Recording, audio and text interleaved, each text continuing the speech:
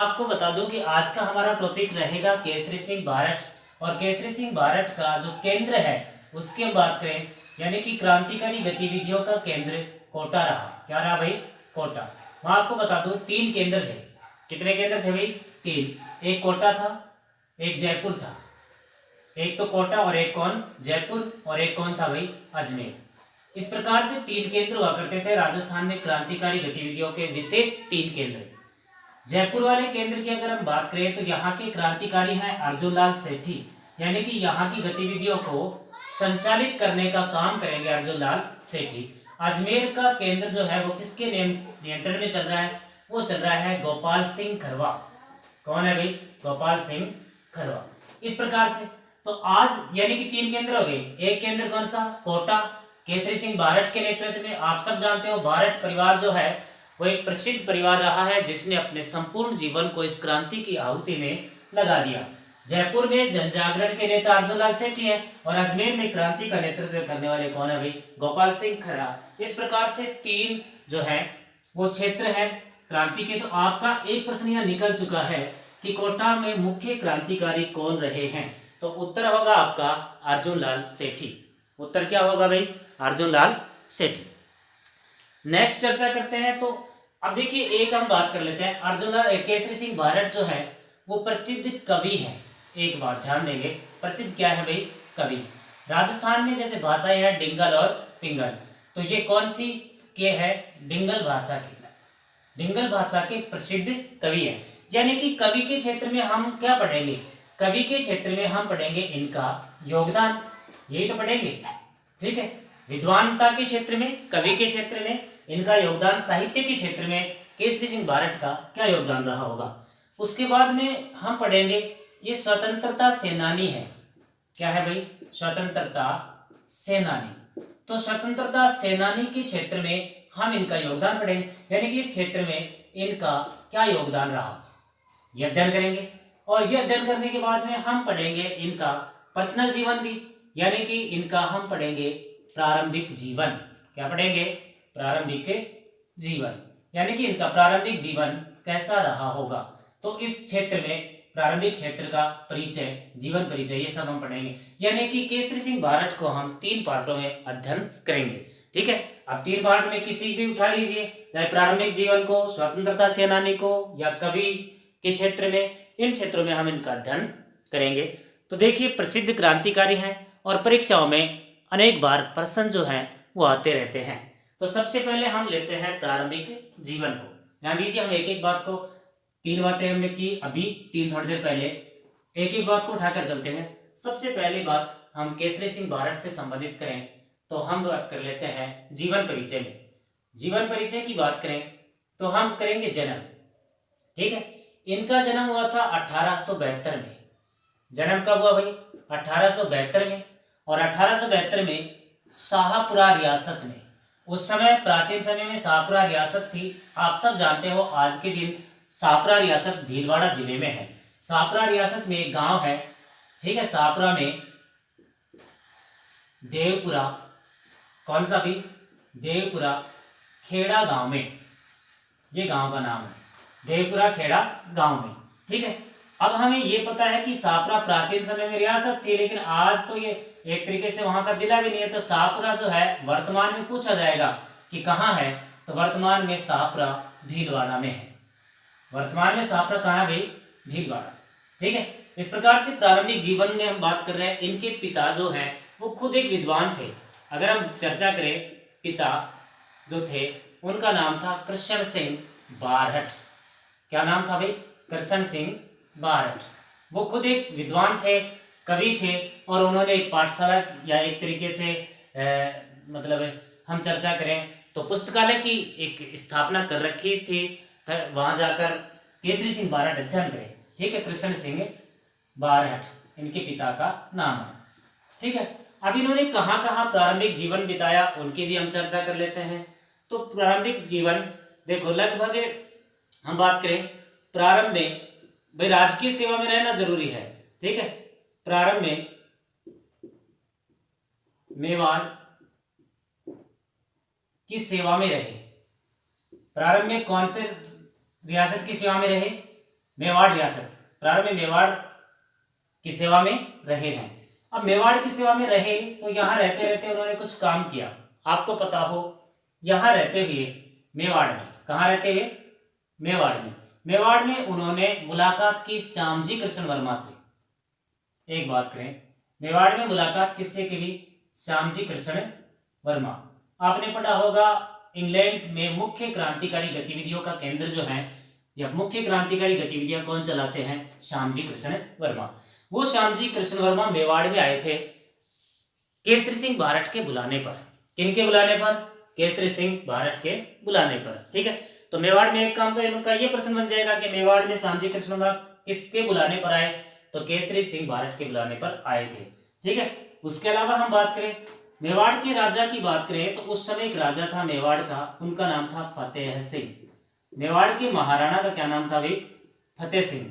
उस समय की चर्चा कर लेते हैं हम थोड़ी सी। फतेह सिंह के आसपास की क्या चर्चा रही है? आपने खूब सुना होगा, खूब परीक्षाओं में आता रहता है। ठीक है, तो फतेह सिंह के आसपास की क्या घटना है? 1903 में, कब की बात है भाई? 1903 में दिल्ली दरबार का आयोजन हुआ था। दिल्ली दरबार 1903 में दिल्ली दरबार का क्या हुआ? आयोजन। आपने कई बार सुना होगा। इस समय गवर्नर जनरल जो था 1903, 1904, 1905, इस समय आपने सुना भी होगा बंगाल का विभाजन भी हुआ था, और बंगाल का विभाजन का शब्द आते ही आप समझ जाओगे कि गवर्नर जनरल कौन था। तो इस समय जो गवर्नर जनरल था उनकी हम चर्चा कर लें थोड़ी सी। तो इस समय गवर्नर जनरल है लॉर्ड कर्जन। Lord Curzon. तो अगर हम देखें तो इस समय दिल्ली दरबार जो है वो दूसरा दिल्ली दरबार है।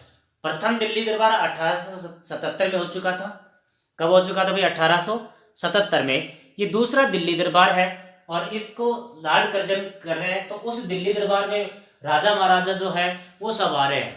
सभी राजा महाराजा जो है वो इस दिल्ली दरबार में उपस्थित होंगे। तो ये फतेह सिंह भी उपस्थित होगा।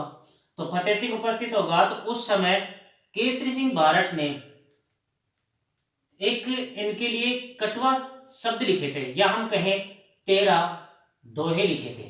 ठीक है, इन दोहों को ही हम कह सकते हैं सोरठे। केसरी सिंह भारट ने 13 सोरठे लिखे थे जो बार बार परीक्षा में आता है, और उन सोरठों को कहा जाता है, ध्यान से सुनिए, उन सोरठों को क्या कहा जाता है? उनको कहा जाता है चेतावनी रा। चेतावनी रा चुंगटिया। ये जो 13 सोरठे हैं केसरी सिंह भारट ने लिखे हैं, इनको क्या कहा जाता है? चेतावनी रा चुंगटिया। अभी बार बार परीक्षा में आता है कि चेतावनी रा चुंगटिया किस भाषा में लिखा गया। अगर ये प्रश्न होगा तो आपका उत्तर निश्चित क्या हो सकता है? शुरुआत में, प्रारंभ में हमने बताया था कि केसरी सिंह भारट जो है वो डिंगल भाषा के क्रांतिकारी कवि हैं। कौन सी भाषा के? डिंगल भाषा के। तो ये चेतावनी रा चुंगटिया कौन सी भाषा में जाएगा? डिंगल भाषा में। तो फतेह सिंह इस दिल्ली दरबार में उपस्थित हुए या नहीं हुए, इस प्रकार का प्रश्न होगा। तो फतेह सिंह चेतावनी रा चुंगटिया को पढ़कर इन शब्दों को, इन चुंगटिया का मतलब एक तरीके से कटीले शब्द है, जहरीले शब्द। ठीक है, चेतावनी जैसे शब्द है, इनको पढ़कर फतेह सिंह दिल्ली दरबार में नहीं गए। तो फतेह सिंह को दिल्ली दरबार में जाने से किसने रोका है? केसरी सिंह भारट ने। किसने रोका भाई? केसरी सिंह भारट ने। आपका उत्तर क्लियर? ठीक है, यानी कि केसरी सिंह भारट का मेवाड़ में रहते हुए दो कार्य आपके प्रश्न बन जाएंगे। एक प्रश्न बन जाएगा कि श्यामजी कृष्ण वर्मा से भेंट की, और एक प्रश्न बन जाएगा फतेह सिंह को दिल्ली दरबार में जाने से रोका। ये प्रश्न बन जाएंगे। अब उसके बाद में आगे की हम बात करें तो क्या हुआ देखिए। कुछ दिनों तक केसरी सिंह भारट, लगभग 1902 की बात थी, 1902 से लेकर और 1907 तक कोटा राज्य की सेवा में रहे। कोटा राज्य की सेवा में रहे, ये विशेष प्रश्न है। कोटा राज्य की सेवा में रहे। ठीक है, तो 7 तक तो सेवा में रहे, 7 के बाद में कोटा के मुख्य क्रांतिकारी बन गए। तो कोटा क्षेत्र में जो क्रांतिकारी गुट है उस गुट का नेतृत्व कौन कर रहे हैं? केसरी सिंह भारट। ठीक है, आगे चलते हैं, देख लेना भी मिटा रहे हैं। प्रारंभिक जीवन हमने लगभग पढ़ लिया है। ठीक है, जन्म पढ़ लिया, पिता का नाम पढ़ लिया हमने, और हमने अध्ययन कर लिया है कि प्रारंभिक जीवन में उनका एक कवि के क्षेत्र में भी योगदान पढ़ा है। ठीक है, आगे चलते हैं हम। देखिए, एक एक बात को ध्यान से बिल्कुल आराम से पढ़ते चलते हैं हम। अब क्या हुआ कि क्रांतिकारी गतिविधियों के लिए निश्चित है कि कोई ना कोई संस्था होनी चाहिए। तो इन्होंने क्या किया, 1910 में एक संस्था की स्थापना की। 1910 में संस्था का नाम है वीर भारत सभा। 1910 में केसरी सिंह भारत ने वीर भारत सभा का गठन किया। इस वीर भारत सभा का गठन गोपाल सिंह खरवा, अर्जुनलाल सेठी और केसरी सिंह भारत ने मिलकर किया था। कब किया था भाई, 1910 में। ठीक है, अब केसरी सिंह भारत जो है, इनके काल में क्या हुआ उसकी भी हम चर्चा कर लेते हैं। ये भी एक क्रांतिकारी है। 1912 की घटना है। कब की घटना, 1912 की। 1912 में इन्होंने मथुरेश मंदिर को लूटा। मथुरेश मंदिर को लूटा। अब प्रत्यक्ष रूप से केसरी सिंह भारत उसमें शामिल नहीं थे, पर उनके अनुयायी लोग शामिल थे। ठीक है, मथुरेश मंदिर को लूटा। और जब ये मथुरेश मंदिर को लूट रहे थे तो इस मंदिर के प्रसिद्ध महंत थे, महंत का नाम था साधु प्यारेलाल। साधु प्यारेलाल, समझ रहे होंगे आप। साधु प्यारेलाल की मृत्यु हो गई। ठीक है, इस मथुरेश मंदिर के जो महंत हैं साधु प्यारेलाल, महंत प्यारेलाल, उनकी मृत्यु हो गई। ठीक है, ये जो महंत है साधु प्यारेलाल, ये रामस्नेही संप्रदाय का है। ये भी पूछ लिया हो सकता है, कौन सी संप्रदाय का भाई, रामस्नेही संप्रदाय का एक संत है। अब इसका मतलब सीधी सी बात है कि केसरी सिंह भारत पर जांच होगी, जुर्माना होगा। ठीक है, तो देखिए उसकी पूरी घटना जो है हम उसका अध्ययन करेंगे। अब केसरी सिंह भारत पर दो बातें होगी।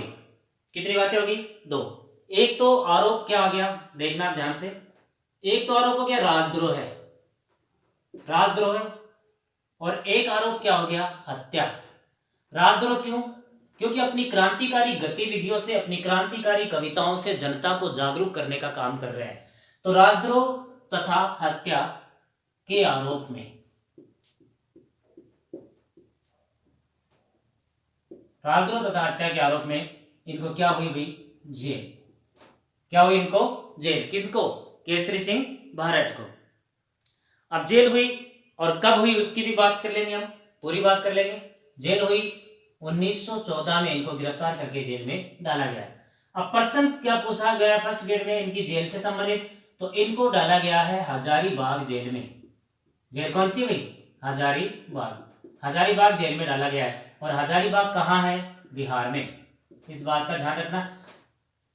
कल की जो हमारी क्लास थी अर्जुनलाल सेठी, उस क्लास में हम ये अध्ययन कर रहे थे कि अर्जुनलाल सेठी को कौन सी जेल में रखा गया था। तो अर्जुनलाल सेठी को वेलूर जेल में रखा गया था। तो इनको कौन से में रखा गया है, हजारीबाग जेल में। तो इनकी जेलों का मिलान कीजिए या जेलों को गलत छाटिए, इस प्रकार से प्रश्न पूछा जा सकता है। इस जेल के अधीक्षक, इस जेल के क्या है, अधीक्षक। ये भी पूछ सकते हैं प्रश्न का, कोई सतूना नहीं है, कहीं से भी पूछ सकते हैं। जेल के अधीक्षक जो है वो है कर्नल मीक। कर्नल कौन है भाई, मीक। वो खुद केसरी सिंह भारत से बहुत ज्यादा प्रभावित थे, बहुत ज्यादा प्रभावित थे। और वहां रहते हुए केसरी सिंह भारत एक कवि है, तो कवि को चैन थोड़ी पड़ता है। ठीक है, तो वो वहां रहते हुए कवि है, शिक्षक है, विद्वान है। वह रहते रहते उन्होंने जनता को, जो और अन्य कैदी थे, उनको अक्षर ज्ञान देने का काम करना शुरू कर दिया। साक्षरता सिखाने का काम, जैसे भाई कोई भी काम है उसमें पढ़ाई करवा रहे हैं। ठीक है, जैसे चावल साफ करा रहे हैं तो उसमें भी गिना रहे हैं, गिनती सिखा रहे हैं, 1 2 3 4 5 ऐसे। यानी कि जेल में रहते रहते वहां के लोगों को इन्होंने बहुत कुछ सिखाया। अब देखो, वो जेल में है। 1919, कब की बात है, 1919। आपने बात पिछली क्लास में भी बात की थी। में अमृतसर कांग्रेस का अधिवेशन हुआ, अमृतसर अधिवेशन। इस अमृतसर अधिवेशन में वो बात रही, इनको छुड़ाने का प्रस्ताव रखा गया। इनको जेल से छुड़ाने का प्रस्ताव, केसरी सिंह भारत को जेल से छुड़ाने का क्या रखा गया, प्रस्ताव। और प्रस्ताव रखने वाले व्यक्ति कौन है? बाल गंगाधर तिलक। अब देखो इसका मतलब ये इतने बड़े व्यक्ति हैं केसरी सिंह बारठ कि इनको जेल से छुड़ाने का प्रस्ताव बाल गंगाधर तिलक रख रहे हैं। कौन रख रहे हैं भाई? बाल गंगाधर तिलक। आपने ये भी देखा होगा इनका एक पुत्र था, अच्छी तरह से आप ये जानते हो, इनका भाई का नाम था जोरावर सिंह, जोरावर सिंह बारहट। ये इनके भाई थे। इनके पुत्र का नाम था, आपने खूब सुना होगा, प्रताप सिंह बारठ, प्रताप सिंह बारठ। यानी कि अब आपको ये पता लग गया होगा कि इनके परिवार के अधिकतम या सभी व्यक्ति किसी न किसी क्रांतिकारी गतिविधियों में या भारत माता को आजाद कराने में लगे हुए हैं, स्वतंत्रता संग्राम में लगे हुए हैं या स्वतंत्रता सेनानी है। स्वतंत्रता क्या है भाई? सेनानी है। ठीक है। अब देखिए क्या हुआ, प्रस्ताव रख दिया गया छुड़ाने को। इनका जो पुत्र है प्रताप सिंह बारठ, आप सब ने कहानी सुनी होगी प्रताप सिंह बारठ। ये जो प्रताप सिंह बारठ है, इनको भी एक जेल में रखा गया था। और इनको कौन सी जेल में रखा गया था? बरेली जेल में। कौन सी में भाई? बरेली जेल में। और आपको पता हो कि बरेली जेल में इनको जिंदा जला दिया गया था या बहुत सारी यातनाएं देकर इनको मार दिया गया था, आप ऐसा समझे। ठीक है। तो देखिए क्या हुआ, प्रताप सिंह बारठ की जब मृत्यु हो गई, प्रताप सिंह बारठ भी क्रांतिकारी गतिविधियां संचालित करते थे। जब उनको गिरफ्तार कर लिया गया था तो अंग्रेज अधिकारी ये पूछ रहे थे कि भाई आपके अन्य जो लोग हैं उनका आप समाचार दो कि वो कहाँ है, कहाँ नहीं, क्या क्या गतिविधियां कर रहे हैं वो लोग, उनके बारे में आप समाचार दो। तो प्रताप सिंह बारठ ने ऐसा कोई भी समाचार देने से मना कर दिया कि मैं कुछ भी नहीं बताऊंगा। तब उस कंडीशन में अंग्रेजों ने कहा था कि भाई देखो आपकी मार होती है आपकी याद में। तब इन्होंने एक स्टेटमेंट दिया था, एक बहुत बड़ी बात कही थी कि मैं अपनी माँ को खुश रखने के लिए, हंसाने के लिए हजारों माओं को नहीं रुला सकता। ऐसा कथन था प्रताप सिंह बारठ का। बाद में उनको जिंदा जला दिया गया था। ये समाचार केसरी सिंह बारठ के पास पहुंचा जब केसरी सिंह बारठ जेल में थे, हजारीबाग जेल में। उनके पास समाचार ये पहुंचा कि आपका जो पुत्र है वो बरेली जेल में मार दिया गया। बड़ी ही दुखद घटना है। तो केसरी सिंह बारठ को इतना भी मतलब चेहरे पर कोई ऐसा कोई विशेष बात नहीं आई और उन्होंने स्पष्ट बात कही कि भाई मेरा क्या है, भारत माँ का पुत्र था, भारत माँ का पुत्र था, इसको आजाद कराने में बलिदान हो गया तो इसमें दुख की कोई बात नहीं। अगर मेरे 1000 पुत्र हों तो मैं चाहूंगा कि 1000 की 1000 पुत्र इस स्वतंत्रता संग्राम में बलिदान हो जाए। इस प्रकार से बात हुई। 1920 में अगली हम बात कर रहे हैं, एक बार मिटाते हैं। देखिए भाई यहां तक की बात होगी। तो 3 क्रांतिकारियों की जेल आपने देख चुके हैं, आप पढ़ चुके हैं 3 क्रांतिकारियों की, वो कौन कौन सी जेल में रहे थे। ठीक है। उनमें से क्रांतिकारियों में 4 का नाम है क्या, पर जोरावर सिंह बारठ तो किसी जेल में गए ही नहीं। ठीक है। वो कल की क्लास में भी हम बात कर रहे थे। तो जो कोई भी उस क्लास को नहीं देखे उसको जरूर देखे, तो आगे की घटनाएं समझ में आएंगी, नहीं तो समझ से बाहर मामला हो जाएगा। तो हम बात कर रहे थे आगे की कि 1914 में जेल में पकड़े गए थे और 1920 में जेल से क्या हो गए भाई, रिहा हुए। कब हुए रिहा? 1920 में। इस बात का ध्यान रखना। ठीक है। अब जेल से रिहा होने के बाद में जमनालाल बजाज के कहने पर, कौन है भाई? जमनालाल बजाज। आप अच्छी तरह जानते हो गांधी जी के 5वें पुत्र के रूप में प्रसिद्ध है। जमनालाल बजाज के बुलाने पर वर्धा चले गए। जमनालाल बजाज के बुलाने पर कहां चले गए? वर्धा। और वहां रहने लग गए। वर्धा कहां है? महाराष्ट्र में। वर्धा कहां भी? महाराष्ट्र में। और आप जानते हो वर्धा में और भी कुछ लोग रहते हैं। जैसे हम ये बात करें वर्धा की, वर्धा महाराष्ट्र में है। वर्धा में रहता है, आपने खूब अच्छी तरह सुना होगा वर्धा में कौन कौन रहते हैं, कौन नहीं रहते हैं। आपने सुना होगा वर्धा में रहते हैं विजय सिंह पथिक, विजय सिंह पथिक। आपने सुना होगा वर्धा में महात्मा गांधी, वर्धा में जमनालाल बजाज, ऐसे बहुत से लोग रहते हैं। तो देखिए विजय सिंह पथिक ने 2 समाचार पत्र चलाए थे, आपको ध्यान में भी हो। ठीक है। विजय सिंह पथिक ने जो समाचार पत्र चलाया था, अच्छी तरह आप जानते हो, उनके समाचार पत्र का नाम था राजस्थान केसरी। क्या नाम था भाई? राजस्थान केसरी। अब ये जो केसरी शब्द है ना, इसमें विजय सिंह पथिक का तो कहीं कोई लेना देना नहीं, केसरी क्यों आ रहा है? तो ये केसरी शब्द केसरी सिंह भारत से ही लिया गया है, उनके समाचार पत्र का। ठीक है, तो राजस्थान केसरी समाचार पत्र वहां चलाया था, आपको पता हो, और राजस्थान सेवा संघ संस्था की स्थापना भी की गई थी। इतने क्रांतिकारी हैं, इनके बारे में, ये जो केसरी सिंह भारत है, इनके बारे में एक क्रांतिकारी हैं जिनका नाम था रास बिहारी बोस। मुख्य क्रांतिकारी हैं रास बिहारी बोस। इनका एक कथन आता है इनके बारे में, और इनका कथन क्या आता है? इनका कथन आता है, देखिए कथन क्या है इनका, भारत में एकमात्र केसरी सिंह ही है। भारत में एकमात्र केसरी सिंह ही एक ऐसे व्यक्ति है जिन्होंने भारत माता की दासता दूर करने के लिए संपूर्ण परिवार की बलि दे दी, संपूर्ण परिवार की आहुति दे दी। ऐसा कथन है इनका। अब देखिए, हम ये स्वतंत्रता सेनानी क्षेत्र में योगदान की बात कर रहे थे, हम चर्चा कर रहे थे सारी, इन सब में हमें ये बात भी करनी थी कि भाई कवि हैं तो निश्चित है कि कुछ ना कुछ पुस्तकें या ऐसा कुछ लिखा होगा। तो आपने पता हो, मेवाड़ में रहे हुए व्यक्ति हैं, मेवाड़ में रहने वाला व्यक्ति निश्चित ही मेवाड़ के इतिहास से प्रभावित होगा। और आप ये भी जानते हो कि मेवाड़ के इतिहास में कौन कौन शासक ऐसे ज्यादा प्रसिद्ध थे या जिनका ज्यादा नाम जबान पर लोगों के चलता रहता है। ठीक है, तो अगर हम ऐसी बात करें तो इनकी पुस्तकें, तो इनकी क्या बात करें भाई? पुस्तकें। तो देखिए इन्होंने पुस्तक किस पर लिखी? सीधी सी बात है, कोई आदमी मेवाड़ में रह रहा है तो महाराणा प्रताप के बारे में तो जरूर लिखेगा। तो इन्होंने पुस्तक लिखी है प्रताप चरित्र। परीक्षा में प्रश्न पूछ लिया जाता है। नेक्स्ट पुस्तक की हम बात करें, नेक्स्ट पुस्तक इन्होंने लिखी है, मेवाड़ के ही एक राजा और है, उनका नाम है राज सिंह। क्या नाम है भाई? राज सिंह। तो अगली पुस्तक का नाम राज सिंह चरित्र।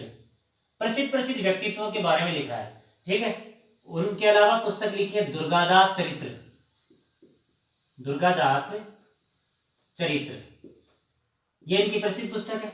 इसके अलावा भी हम बात करें रूठी रानी, रूठी रानी, जो व्यक्ति स्वाभिमानी थे, जैसे केसरी सिंह भारत स्वयं स्वाभिमानी थे, ऐसे स्वाभिमानी व्यक्तियों के ऊपर इन्होंने पुस्तक लिखी है। उसके अलावा हम बात करें, मेवाड़ के एक प्रसिद्ध कवि रहे हैं, मेवाड़ के कविराज श्यामल दास। मेवाड़ के प्रसिद्ध कवि रहे, क्या नाम है? कविराज श्यामल दास। तो इन्होंने श्यामल दास की जीवनी लिखी है। श्यामल दास की क्या लिखी है? जीवनी। इसके अलावा भी अगर हम चर्चा करें कि और इन्होंने क्या लिखा है, तो देखिए इन्होंने लिखा है एक पुस्तक और, उसकी भी हम चर्चा कर लें। और वो पुस्तक है इटली के मुख्य क्रांतिकारी, इटली के, कहाँ के हैं भाई? इटली के मुख्य क्रांतिकारी मैजनी, मैजनी की जीवनी। किसकी जीवनी भाई? मैजनी की जीवनी। तो देखिए इसकी क्या है, मैजनी की जीवनी जो है, इस पुस्तक को पूरे व्यवस्थित करें। मैजनी की जीवनी वास्तविक रूप से हम बात करें तो वास्तविक रूप से इस पुस्तक को लिखा था सावरकर ने, वीडी सावरकर, जिन्होंने 1857 की क्रांति को भारत का प्रथम स्वतंत्रता संग्राम कहा था। उन वीडी सावरकर ने मैजनी की जीवनी लिखी। क्यों लिखी? क्योंकि मैजनी एक स्वतंत्रता व्यक्ति था, इटली के एकीकरण में बहुत बड़ा उसका योगदान रहा है। तो ऐसे व्यक्ति के बारे में लिखना कोई गलत बात नहीं है। तो सावरकर ने लिखा और लिखकर गुप्त रूप से उसे सावरकर ने भेज दिया किसके पास? तिलक के पास। किसके पास भी? तिलक के पास। इसी पुस्तक का जो सावरकर ने लिखा वो पुस्तक बाल गंगाधर तिलक के पास आ गई। इसी पुस्तक का मैजनी की जीवनी का हिंदी में अनुवाद किया था केसरी सिंह भारत ने। हिंदी में अनुवाद किसने किया भाई? केसरी सिंह भारत ने। ठीक है, तो मेरे ख्याल से आप समझ पा रहे होंगे अच्छी तरह आराम से। तो सावरकर जो है वो महाराष्ट्र से संबंधित है। सावरकर कहाँ से संबंधित है? महाराष्ट्र से। तो सावरकर ने वो पुस्तक कौन सी भाषा में लिखी होगी? मराठी में। कौन सी में भाई? मराठी में। और उसे हिंदी में करने वाले कौन है? केसरी सिंह भारत। तो देखिए पहला प्रश्न निकालेंगे, केसरी सिंह भारत का संबंध, जन्म कहाँ हुआ? तो आपको ध्यान रखना है शाहपुरा में। लेकिन वो कहाँ के क्रांतिकारी रहे हैं या उनका कार्य क्षेत्र क्या रहा है? तो आपका उत्तर रहेगा कोटा। ठीक है, कैसे कैसे किस किस क्षेत्र में हम उनका योगदान जान पाएंगे। एक तो साहित्य के क्षेत्र में, कवि अविद्वानता के क्षेत्र में, और उसके अलावा स्वतंत्रता सेनानी के क्षेत्र में उनका पूरा परिवार ही इस क्षेत्र में जाना जाता है। विशेष प्रश्न याद करने का जो है वो रहेगा जेल। जेल कौन सी भाई? बरेली, हजारीबाग जेल, अर्जुनलाल सेठी वेलूर जेल, और केसरी सिंह बारठ हजारीबाग जेल, और उनके पुत्र प्रताप सिंह बारठ बरेली जेल। 3 होगी। इस प्रकार से और भी क्रांतिकारी आते जाएंगे और आप जो जेल है इनका ध्यान रखते जाएंगे। केसरी सिंह बारठ जो है वर्धा में रहने लगे थे और 1941 में, कब की बात है, 1941 में वर्धा में ही इनकी मृत्यु हो गई थी। कहाँ हो गई थी भाई? वर्धा में। ठीक है, इस प्रकार से केसरी सिंह बारठ जो है वो कंप्लीट हो गया।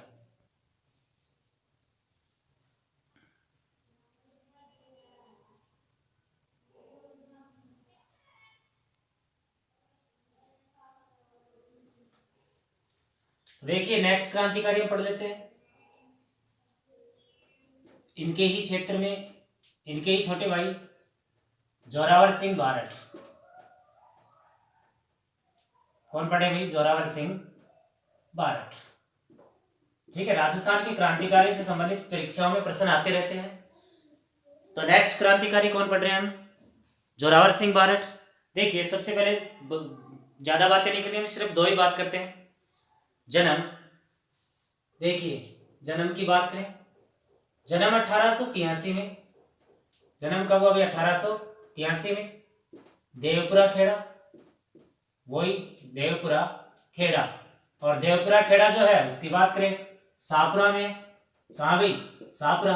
और सापुरा कहाँ है? आज के भीलवाड़ा जिले का क्षेत्र। प्राचीन समय में सापुरा रियासत, लेकिन आज के भीलवाड़ा क्षेत्र में हम बात करेंगे, जिले में। हाँ देखिए, जोरावर सिंह बारठ की बात करें, आप अच्छी तरह जानते हो, पिता कृष्ण सिंह बारठ, क्योंकि ये छोटे भाई थे, केसरी सिंह बारठ के छोटे भाई थे। ठीक है, तो इनके पिता का भी नाम। नेक्स्ट हम बात करें अध्ययन। देखिए अध्ययन इन्होंने कहां से किया? जयपुर। कहां से भाई? जयपुर। और जयपुर में कहां से? आपको ध्यान में आ जाएगा वर्धमान विद्यालय। वर्धमान विद्यालय, फर्स्ट क्लास में हमने चर्चा की थी। वर्धमान विद्यालय, वर्धमान महावीर विद्यालय, जैन विद्यालय, इसकी स्थापना 1906 में अर्जुनलाल सेठी ने की थी। ठीक है, कहाँ है भैया? जयपुर में। यहां से इन्होंने अध्ययन किया। और इनके गुरु जो थे, जो क्रांतिकारी शिक्षा दे रहे थे, वो थे विष्णुदत्त। इनको जो क्रांतिकारी शिक्षा देने का कार्य कर रहे थे वो कौन थे भाई? विष्णुदत्त। कौन थे भाई? विष्णुदत्त। अब जोरावर सिंह बारठ जो है वो कई बड़ी बड़ी घटनाक्रम में शामिल है। एक तो देखिए किस में शामिल है, एक तो है 1912 में होर्डिंग बम कांड। 1912 में होर्डिंग बम कांड। घटना सुनिए, आपको पता हो कि ब्रिटिश भारत की राजधानी 1911 तक कलकत्ता थी, पर बंगाल विभाजन के बाद में वहां पर विद्रोह तेज होने लग गए। बंगाल विभाजन के विरुद्ध विद्रोह तेज होने लगे, इसलिए 1911 में दिल्ली दरबार आयोजित करके और राजधानी दिल्ली को बनाने की घोषणा कर दी थी। तो 1912 में लॉर्ड होर्डिंग का जुलूस निकाला जा रहा था। उस जुलूस पर चांदनी चौक में जो बम फेंका गया था उसमें जोरावर सिंह बारठ प्रसिद्ध व्यक्तित्व थे। ठीक है, उसके अलावा हम बात करें 1913, 1912-13 ही है ये भी। ठीक है, 1912-13 में निमेज हत्याकांड। कौन सा हत्याकांड? निमेज हत्याकांड। बिहार के आरा जिले में अर्जुनलाल सेठी जो थे उनका इसमें हाथ आया था। अर्जुनलाल सेठी को गिरफ्तार भी किया था इन आरोप में। 1912-13 में निमेज हत्याकांड में शामिल है। निमेज हत्याकांड में वहां आरा जिले में एक जैन उपासना था, उसको लूटा गया। लूटने में भगवान दास नामक एक महंत की मृत्यु हुई थी। ठीक है, निमेज हत्याकांड। उसके अलावा हम और चर्चा करें तो और किस किस में शामिल थे। ठीक है, अभी दिल्ली है तो दिल्ली के अमीर चंद के सहयोगी हैं। दिल्ली के अमीर चंद जो हैं उनके क्या हैं ये सहयोगी। कौन है भाई? जोरावर सिंह बारठ। ठीक है। नेक्स्ट हम चर्चा करें, अब भाई इतना काम कर रहे हैं तो पुलिस पीछे लगी हुई है, ठीक है, क्रांतिकारी गतिविधियां संचालित कर रहे थे, इधर से उधर चलते ही रहते हैं। तो 27 वर्ष भूमिगत रहे, इस बात को ध्यान में रखो। कितने वर्ष? 27 वर्ष भूमिगत रहे, यानी कि कभी भी गिरफ्तार नहीं हुए। 27 वर्ष भूमिगत रहे, कभी भी जेल नहीं गए, ठीक है। यानी कि हम कैसा कह सकते हैं कि कभी जेल नहीं गए, कभी जेल नहीं गए, इसलिए इनको कहा जा सकता है राजस्थान का चंद्रशेखर, है ना। अर्जुनलाल सेठी को राजस्थान का तिलक, इनको कहा जा सकता है राजस्थान का चंद्रशेखर। क्या कहा जा सकता है भाई? राजस्थान का चंद्रशेखर। नेक्स्ट हम बात करें, अंतिम जीवन जो है इन्होंने कोटा में बिताया, और कोटा में यानी कि आखिरी जो दिन है उनकी बात करें जोरावर सिंह बारट के, बहुत ही बेकार तरीके के गुजरे। यानी कि जो एक स्वतंत्रता सेनानी थे उनके साथ इतना मतलब बुरा भी नहीं होना चाहिए था। बुरी तरह बीमार रहने लगे, लोगों को पता नहीं है कि ये कौन है, ठीक है, नए नाम से रहने लगे। तो कोटा में, खेतों में, खलिहानों में, जंगल में, इस प्रकार से कोटा में इन्होंने नाम चेंज किया था और नाम रखा था अमरदास बैरागी। नाम क्या रखा भाई? अमरदास बैरागी। इस नाम से कोटा में अपना जीवन व्यतीत करते रहे, और कहते हैं कि भाई निमोनिया रोग हो गया इनको। कौन सा रोग? निमोनिया। निमोनिया रोग से, कौन से रोग से भाई? निमोनिया रोग से 1939 में मृत्यु हो गई। निमोनिया रोग से इनकी 1939 में मृत्यु हो गई। लेकिन इनकी विशेष बात यह है कि ये कभी भी गिरफ्तार नहीं हुए, अपने आप को आजाद ही रखा, इसीलिए इनको राजस्थान का चंद्रशेखर आजाद के नाम से भी जाना जाता है। तो उम्मीद करता हूं आप लोगों को बढ़िया तरीके से समझ में आया होगा। वीडियो को पूरा देखें, लाइक करें, जो भी कोई आपको कमी लगे वो आप सुझाव दे सकते हैं, ठीक है। तो कमेंट करें और अपने दोस्तों को शेयर करें। आज की हमारी क्लास यहीं तक रहेगी। नेक्स्ट क्लास में हम नेक्स्ट क्रांतिकारी, हमारा टॉपिक राजस्थान का व्यक्तित्व चल रहा है, तो 5-6 व्यक्तित्व की क्लास हम कंप्लीट कर लेंगे। जैसे ये व्यक्तित्व की क्लास कंप्लीट हो जाएगी तो आपको ये पता है कि व्यक्तित्व से संबंधित क्वेश्चन पीछे दिए हुए भी हैं, और उसके अलावा एक मॉडल टेस्ट पेपर हम और कर लेंगे। तो आप सभी लोगों का तहे दिल से धन्यवाद।